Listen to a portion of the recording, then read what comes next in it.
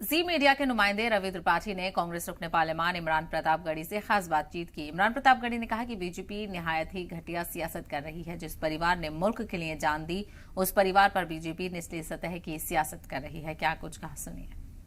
कांग्रेस के सांसद और नेता इमरान प्रतापगढ़ी जी इस वक्त हमारे साथ हैं। इमरान जी, जिस तरह से बीजेपी लगातार वॉर कर रही है राहुल गांधी पे, आज तो पोस्टर जारी कर दिया और पोस्टर जारी कर राहुल गांधी को की तुलना रावण से की गई है कि उद्देश्य को तोड़ रहे हैं।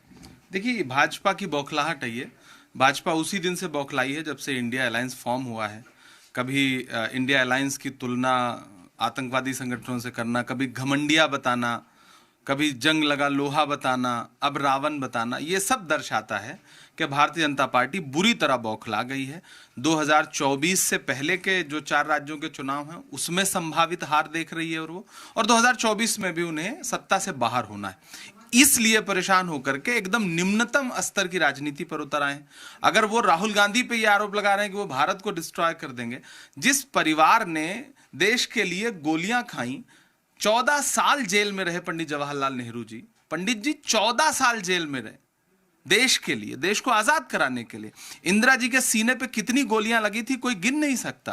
राजीव जी कितने टुकड़ों में इस देश के लिए बंट गए कोई गिन नहीं सकता। और आज आप उस परिवार के चश्मो चराग को कह रहे हैं कि वो भारत को डिस्ट्रॉय कर देगा। जिन्होंने कभी अंग्रेजों के खिलाफ एक कोई आंदोलन नहीं किया, वो आज नेहरू परिवार पे, गांधी परिवार पे इल्जाम लगाते हैं कि वो भारत को डिस्ट्रॉय कर देंगे। इससे घटिया